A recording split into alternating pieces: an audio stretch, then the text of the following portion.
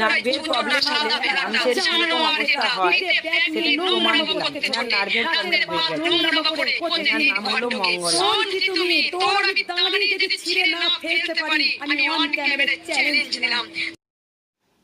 আপনারা দেখছেন আদর্শ তিতুমির পত্রিকার সঙ্গে রয়েছি আমি ধৃতরাষ্ট্র।